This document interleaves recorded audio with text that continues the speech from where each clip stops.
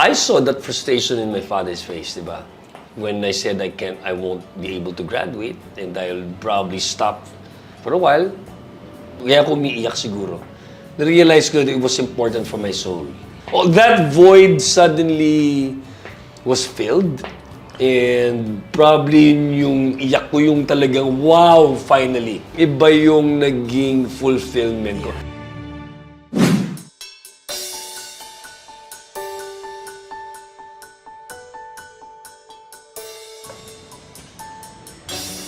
Hello! Hi, Miss Oh my Karen! gosh! Welcome, welcome! Wow! Nandito ka pala. Welcome!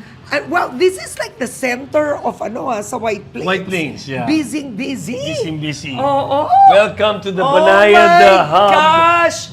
Look Yeah. at this. So this is a whiskey hub. You Yes, call it a whiskey yes, whiskey. hub. We call the whiskey hub, our whiskey hub. Okay. So basically, the first floor is where you can buy the merch Okay. at saka the whiskeys. So Alright, ikwento mo to. we have the 12 years. Okay. How many types of whiskey? Well, basically we have two types. The blended 12 and the blended, ito yung 3 years old. I see. 2 types to. But they are real Scottish whiskey, Speyside whiskey. Oo. So from the region of Bacala, Glenfiddich, Yeah. Glenlivet. Wow. Here you can also buy the special one, the single malt. Oo. Paano mo to sinimulan, Epi? The family decided to relive my father's 1995 film. Banayad whiskey. Magsalin. Inumin. Wow! Lasang blade talaga ang tapang. May sketch na doon yung Banayad whiskey. Sabi namin, bakit hindi natin gawin totoo yung Banayad whiskey since marami kasing kumukopya. Oo. Maraming kumukopya ng Banayad whiskey. Na millions of views. At meron nagbo-bootleg. Yun nga, meron talaga. Meron Hanggang ngayon. Oo, hanggang ngayon. Kaya ngayon, hoy, tigil mo na yan. Baka... Oh my. Oo. Bootleg. So, if you guys really want Banayad whiskey na sa White Plains lang, ito yung mga tunay. These are the real bottles. Pero ikwento mo, hindi ganun kadali na gawin ito. Hindi ganun kadali kasi first to get real Scottish whiskey, you have to know some real Scottish people. Yeah, So, oo. may pagkabakya yung mga yan, di ba? For them to give you a line of whiskey, Dapat, they have to agree. They have to agree, yes. So why did they give you? Ito kasi, sabi nga nung ni Craig, why will we give this family, Filipino family, a line of our whiskey? Di ba? Pinakita nung partner namin, si Kalo, yung mga videos ng daddy ko. 1 million views, 20 million views, 5 million views. Sabi nung oh, it's a cult. Kulto. Oo. So pumayag sila pero dapat 3 containers. Oo, ganun kadami. Ganun Ilan kadami. yun? Ilan? That's 45,000 bottles. Yun ang una. Yun ang una agad. Oh, wow. So talagang, sugal to na malaki. Malaking sugal, malaki. Yes. So technically, price points namin mas okay siya. Kumbaga for a 12, Talagang literal na blade, guys. sabi kasi nila last blade. Last the blade. Talagang may blade. Tsaka wow. Wow! Ang sakit sa lalamunan. Ang ganda ng merch mo. We have the caps. Oo. Ito yung caps. Are you happy Well, with how it's doing? Yeah naman. It's gonna take a while to like really To penetrate. to make it really big. But now we are in United Arab Emirates. So at least meron na tayong I think 2 containers sa United Arab Emirates under Infinity Drinks. Alam ko meron na sa Dumaguete, may mga gano'n na. May mga pocket na. Oo. But remember, we're doing this on our own end. Kumbaga, we're learning every... Yes, oo. Kumbaga starter kayo. You started this. Hindi pa kami pumapasok sa mga distributors talaga. Yeah. This is going... Be careful lang kasi we have sure. to still fix the... Well, basically we have to fix the whole thing. So ito pa lang yung hagdanan namin ngayon. Pero people go here na. Yes. Oh, People wow. book this place. Our bartender, Ay, Brian. nice! Hello! Wow! Bright. Tingnan mo, ang ganda naman ng bar. Una yon. Yeah. Pinols Banayat. Pero guys, Okay, so ang drinks ang nakakatawa. the drinks are the names of the Women. women of my dad. Okay, so Tita ito. Grace, Tita Gracita, Oo. Tita Gloria, Gloria Romero. Gloria QUIZON. Ay, Ano? Gloria Quezon. Pam- Wait, your mom. No, my mom is Pamela. Pamela. Evangeline, Vanessa, si Alma. Oo. Vanessa. So, Alma, ito yung Jaja. QUIZON Royal. My gosh, ba't mo naman naisip na may Sila boy to yan. yung, Actually, I think si Direk Kaison may pakana niyan. yung mga babae po ni Dolphy ay immortalized dito na sa drinks. Oh my gosh, nakakatawa. Diba? So now you have the couch. Oh, this is cute. Ayan. Ang Kasi ganda- diba, inumin ng sopa, so nasa sopa na siya. Oh, ayan yung blade. But Fancy are you waffles. seeing a market for this? Do people really come after work? What? This is not really a bar na inuman talaga. This is our parang pinaka-office na namin to eh. Ito, this This place. is really this started as our hub where if you want to para siyang tasting bar. Oo. Yeah. So this is where we have our meetings. Yes, yeah. This is where you can taste it. But basically, ang pinaka-ano niya is, ang pinaka-selling factor namin is you can close this space. Yes. For For a party. an intimate party. Yeah, wow. Ano ba ang pangarap mo for this brand? Actually, ang pangarap ko dito is sundin ang pangarap ng mga kapatid ko dahil sila nagpapatakbo. Si Boy 2 ang aming COO. Okay. So Boy 2 is the one in charge of operating. And anong pangarap nyo? To make it a International. global brand, yeah. Since Filipinos are global, Yeah. ang pinakamaganda nga dito, minarket na ng tatay ko to, wala pa to eh. Oo, totoo. Minarket niya na si Banayan. Tama ka doon na Filipinos are global. We're global. We should make our own. Yeah. Yeah.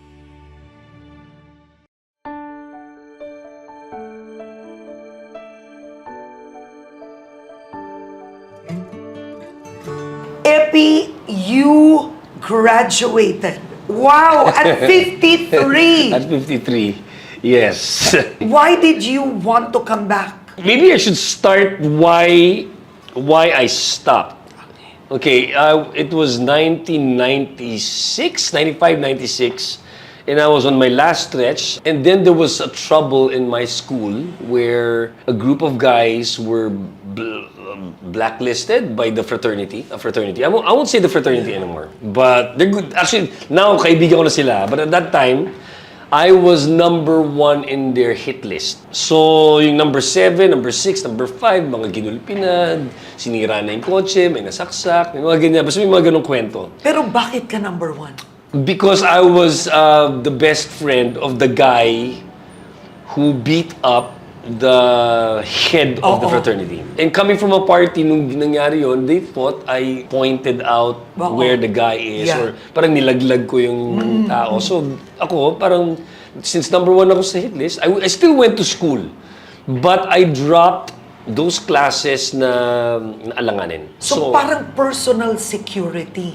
Well, Ang issue mo. And yeah. fear. And then I told my dad, ito yung nangyayari. I have to drop some classes and I might not finish my thesis kasi yung thesis, I have to go to school. Wala pa mga internet nun eh. So you have to go to school, go to your mentor, and yun yung vulnerable ka kasi walang schedule, di ba? So, at least yung scheduled, meron akong kasamang nakabantay sa akin papunta sa gate. So, nakasakay ako ng kotse ng safe, no? To a point na magpapadala pa ng police. At that time, it was Mayor Lim. At that time, I believe it was Mayor Lim. And my dad was good friends with Mayor Lim. Papadala ako ng police. Basta it was that big at that time. So I dropped it. At least, sabi ko, Dad, ano lang naman to, let it cool down. So I dropped my taxation and my thesis. I saw that frustration in my father's face, di ba? When I said I won't be able to graduate and I'll probably stop for a while. So, but I promise that I'll do it. I'll do it. I won't waste the money. After mga 2-3 terms, which is about a year, natapos din yung gulo. We became friends also. Pero parang tinamad na akong balikan yung... Of course, I was working already. I was making money. I had several attempts. After 10 years, my father was still alive. I tried to go back. Pero, I don't know, for some strange reason, hindi nangyayari. And then, about 5 years ago, I saw some people in the Davao airport and they go, "Hoy, bumalik ka! Sayang, ganyan-ganyan." Mga teachers. Sige ma'am, tawagan kita. Again, it didn't materialize. And then, finally, last year, I'm like, I did a talk in LaSalle Green Hills, which is my alma mater also. And I go, can you connect me to Sir Edwin Reyes? And they gave me Sir Edwin Reyes' email. So I texted Sir Edwin, Sir, sabi ko, gusto ko mag-graduate. Hoy, pumunta ka dito, tapusin mo to. So they assisted me. And for some strange reason, timing lang na break ako sa mga ginagawa ko. Wala akong ginagawa. Pero ilang classes na lang? 2. Taxation and thesis. So Yun na lang. Yung taxation, actually sabi sa akin nung Ano yun? 3 units? 3 units. Yung pa yung malaki. Thesis was 1 unit. Pero yung taxation, 3 units. Sabi sa akin ng teacher ko, taxation? Ba't nagbabayad ka ba ng tax? Wala akong problema sa tax. Nagbabayad ako ng tax. Oh, pasa mo na yan. Bibigyan na lang kita ng reviewer. Kasi technically, I've been dealing with my tax ever since 30 years ago, di ba? So ever since I started working. It was the thesis that I had to start all over again. Pero anong naging reaksyon ng misis mo at 2 anak nung sinabi mo, eto na, babalik ako sa college? They were in full support. They were actually happy for me that I was gonna fulfill that promise. They know kasi they know I have a void when it comes to that. May talaga, may void. May iyak tuloy ako. May promise na hindi nabigay. And I hate doing that. Sa dad mo? Especially my dad. Especially mine and my mom. And my mom's turning 80 this year. And actually, nung papunta nga kami sa graduation, nasa Grab kami. It's just that I remember my father's face, yung disappointment na, my mother's face, yung disappointment nila nung sinabi kong hindi ako magtatapos. Going to the recognition pa lang recognition of graduates. When I was on my way, I was wearing my toga. Umiiyak ako sa Grab, hindi ko mapigilan talaga. Gusto kong ihinto, pero lumalabas talaga. Sabi ng miss ko, sige na, lang, magtago ka na lang, pero ilabas mo. So, umiiyak talaga ako na gano'n. Hindi ko naman matago kasi gumagano talaga, hagul-gul talaga. That void suddenly was filled. And probably yung iyak ko yung talagang, wow, finally. Iba yung naging fulfillment ko. And when I look back at it, I didn't need it. Exactly.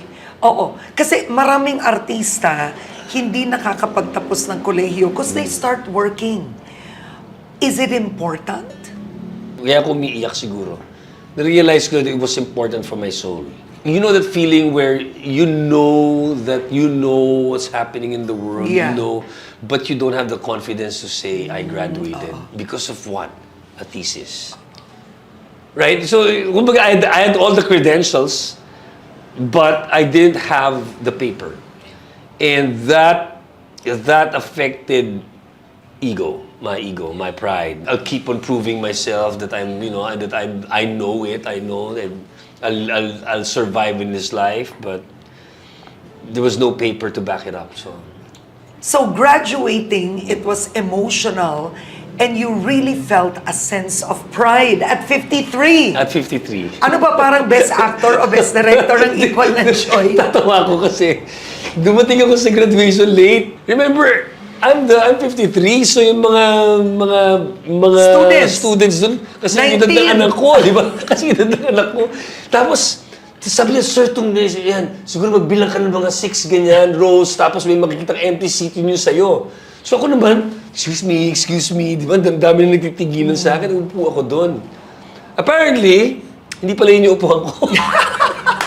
No. Tinatawag ako. Jeffrey Smith QUIZON, yung naglalakad ibang tao, ako nasa upuan.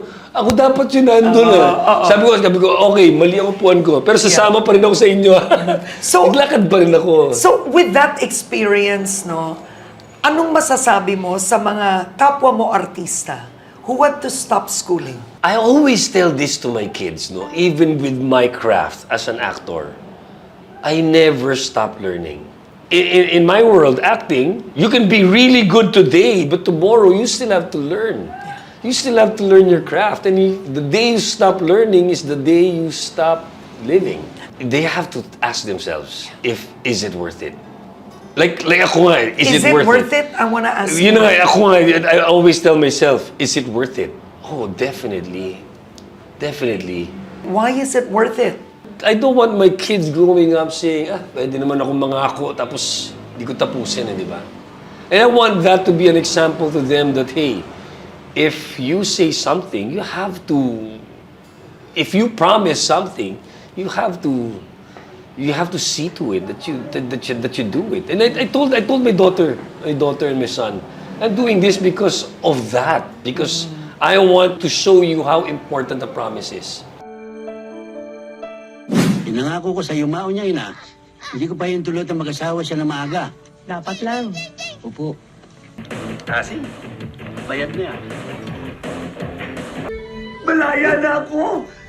Hindi madali ang maging anak ng isang kilalang tao. More so, an icon like Dolphy. Yeah. You are one of 18 kids. Yes. 18 kayo, ha? I'm the 14th. Oh, wow. How difficult was it muna? The pressure of being Dolphy's son.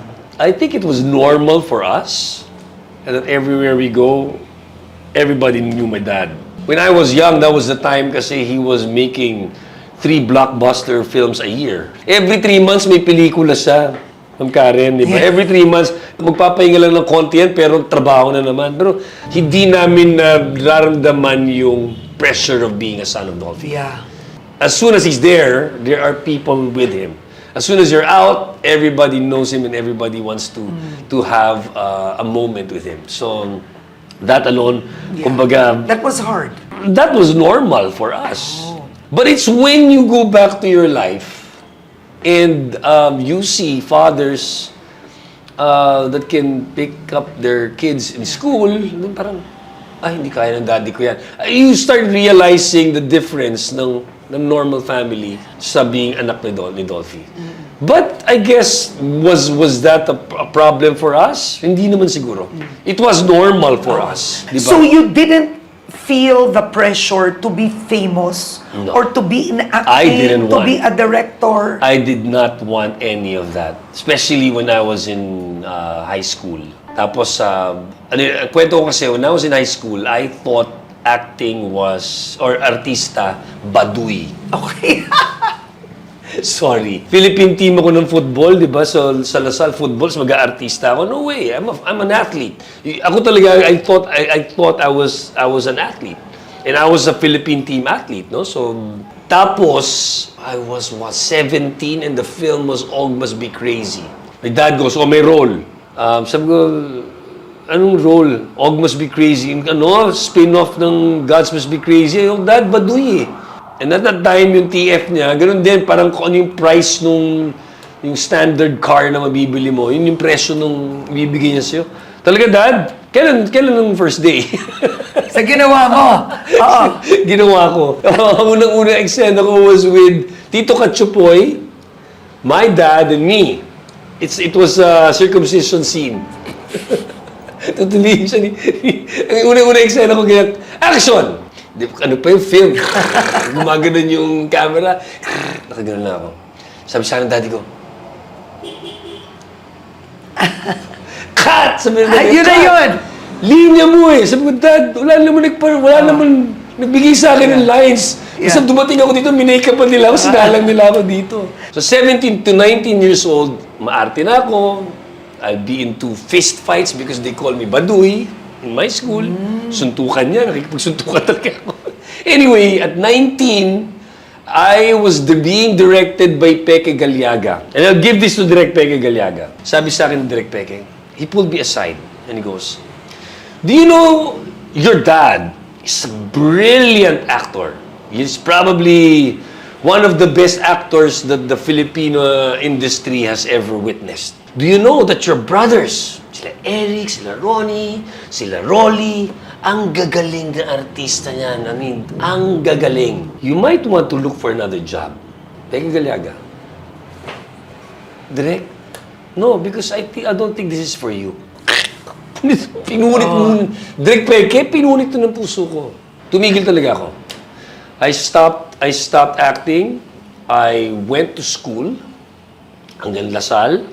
And then dyan, nag-aral ako ng Stanislavski, Eric Morris, sa lahat ng pwede kong pag-aralan about filmmaking, acting. Wow! Nagpaka-hardcore ka. Hardcore. Nung nagde-directa si Eric, sabi ko, Direk guys, I want, mas hindi mo ko sweldohan. O sige, pumasok ka. So, script ko na ko, tiga-timpla ng kape, tiga-load ng magazine ng film. Inalam ko siya to the T. From paper, from yellow pad, ideas to nagdadala ako yung panglagarista, dinadala ko sa Star Cinema dati. Sabi sa kanila, ng mga boss ng Star Cinema, ba't ikaw nagbubuhat kami, tigabuhat kami? Hindi, okay lang, ma'am. Kumbaga, you did not act entitled. Talagang ginawa mo, pinatunayan mo on your own that you deserve it. So when they gave me the role Markova, I was just a PA. But my brother knew how equipped I am. When you did Markova, your dad was still alive. How did he feel?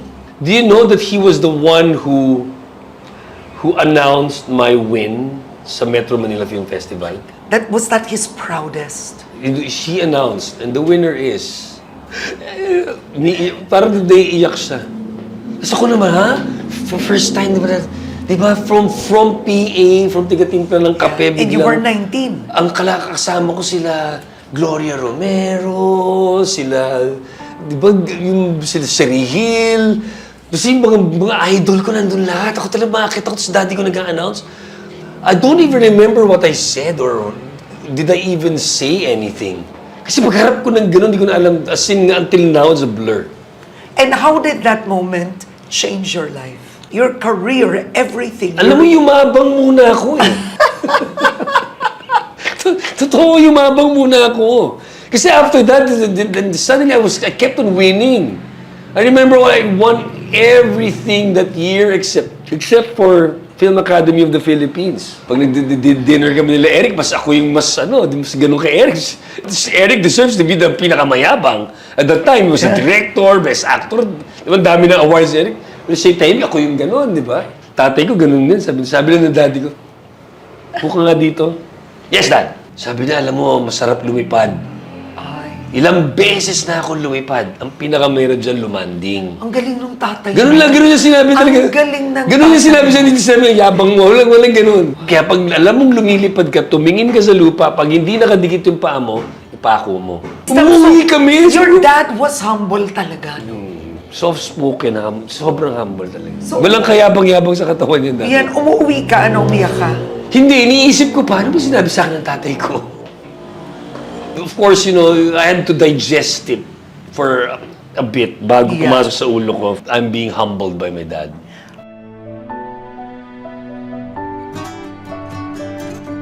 Ang tatay mo, kilala siyang mahilig sa magaganda, sa mga babae. Ang dami ninyo. Is that something you did not want to repeat? Well, I was before. Babaero ka noon. Before. I had my days. May ways kung paano ka batukan ni God eh. And that one way is finding the right person to be with.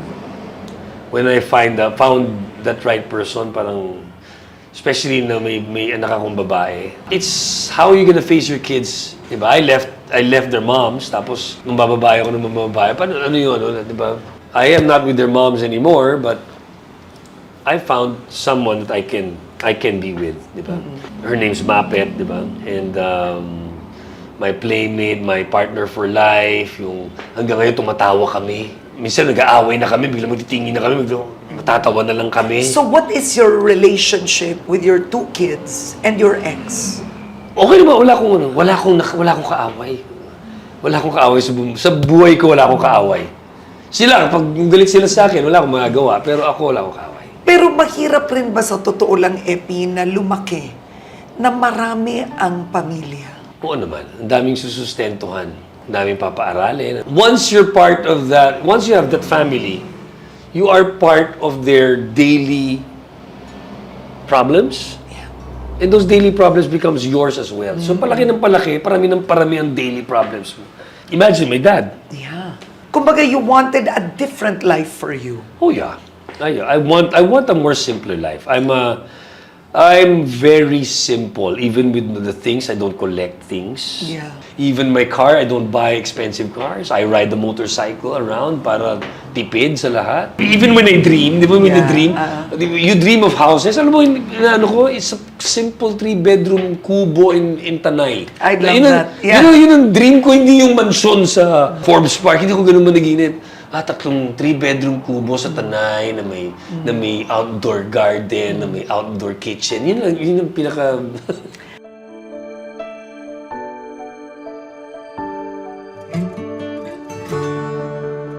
Alam mo, looking back, what was the lowest point of your life? God has a way of making you realize what life is. I had one when I stopped acting. So I was a photographer at the time, to a point that I was actually even, may pagka-atheist ako. Siguro yung sa nangyayari sa buhay ko, I was at a very low point in my life. Namatay na dad mo nun? Hindi pa, buhay pa. I had 1,000, I remember I had 1,000 pesos in my bank account. And then I had an exhibit. Yung exhibit ko, I was only one of the 3 people who started the cult ultraviolet reflected photography. Yung blacklight photography. So 1 out of 3 in the world, I'm the 3rd person na gumagawa nito. Anyway, so I had an exhibit. And binibili sa akin yung exhibit na yun, yung per frame, 100,000 each. Pero for me, it was not for sale. Because there were portraits of people. Parang binody paint kita, tapos ibibenta kita. Parang mali. So, inuwi ko yung painting na yun. Okay. And I remember that night, I was really drunk and I cursed the heavens, saying, there is no God, I am my own God. On a clear night. And I slept at about 2 in the morning. 5 in the morning, may dumating na bagyo. On a clear night to, ha? I remember with stars, I was declaring it to the stars and the full moon. Nawalan Diyos. Nawalan Diyos ako. Ako ang Diyos ko. Nabasa! Hindi lang basa. Ginigising ako. Lumulubog yung bahay ko. On a clear night, natulog ako. Biglang mga 9 o'clock. Kuya, gising! Bakit? Ginigising ako ng yaya ko. Lumulubog ang bahay. My 2 cars, a Benz and a Mazda, and my Vespa, all underwater. Siguro yung tubig nandito pa. Yeah. It's kulay brown. And it smelled like poop. Yeah. Tapos alam mo, pagtingin ko doon sa mga exhibit ko, lahat nakalubog. Yeah. 20 pieces. So, at least 2 million pesos, Yeah. diba? Lumulubog na ganyan. I grabbed my negatives, nakasawa ko yung mga negatives na ganyan. Tapos naalala ko, oh shoot, I was declaring something last night. Tumingin na lang ako, you the man. Wala, baliktad yung mundo ko. Okay. And at that lowest of my lows, I found him. Gusto mo malaman kung meron talagang Diyos? Takwil mo. Hindi nga, itakwil mo, papatunayan niya sa'yo. And ever since, wala na. I never had a low moment. Kasi yung low moment ko, okay, you're there. But what about when your dad died? It's inevitable. Yeah. Of course, we were low at that moment when he died. Everybody was low. Yeah, but he was older na eh. Tsaka remember, he had been the captain of the ship. He had been the captain of the ship, and then suddenly the captain dies. So, 18 kaming, anong nangyayari? Pero according to Eric, hindi daw kayo nag-aaway. That I give to Eric. Oo. That I give to my brother Eric. Siya talaga yung nag-orchestrate kung bakit kami hindi nag-away-away. Mag-aaway. Oo. Mag-aaway-away. Nung babasahin yung last will and testimony, the last will, nasa will pa lang, ano, ganun na. Ganun yun. Kaya sabi niya, okay, wait.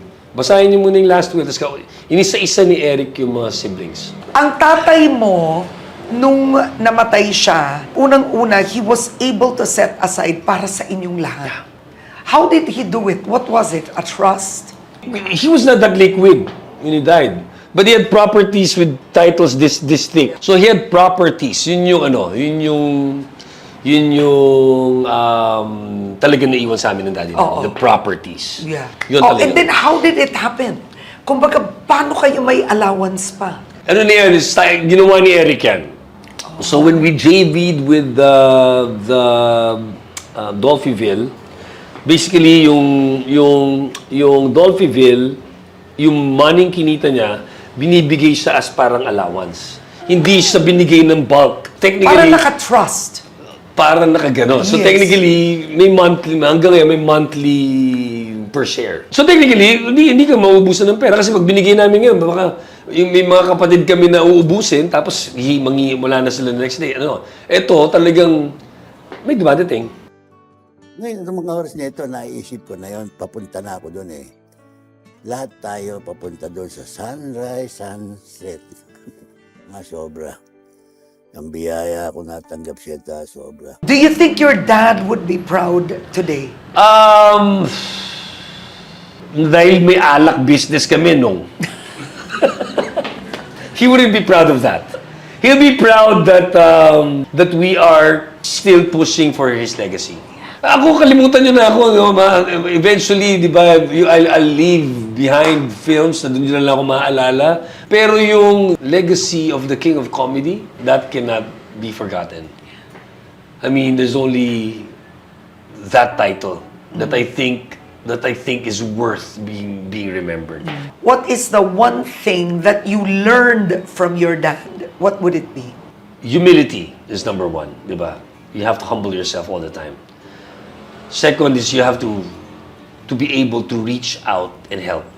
That is something that is the hardest. My dad gives most of his money away. That's why he was never probably a multi-millionaire. He gives it away. Tulong ng tulong. Alam mo na yan, Miss Karen, inabutan mo yung ABS na may pila. I'm sure inabutan mo yung may pila sa dressing room niya. Magtataka ka, ano to? Ba't may pila, di ba? Para siya nagpapasweldo weekly. Kung may isang bagay ka naman na ayaw mong ulitin na nakita mo sa tatay mo, ano yun? The pain he caused sa nanay ko. We don't have to filter that, but that hurt me too. That broke me too. To a point where I almost shot myself with a gun when I was 12, di ba? So, nasa libro yun sa libro namin. Kung nasaktan ako doon, why will I be that person? So, and I was becoming that person, di ba? From the time when I was 12 that I almost shot myself, galit ako sa kanya hanggang 19, 20. At paano mo siya pinatawan? Paano kayo nagbate? I entered this parang retreat called Days with the Lord. And they told me to write a letter to him. I guess when I wrote that letter, parang may tinik na natanggal sa dibdib ko.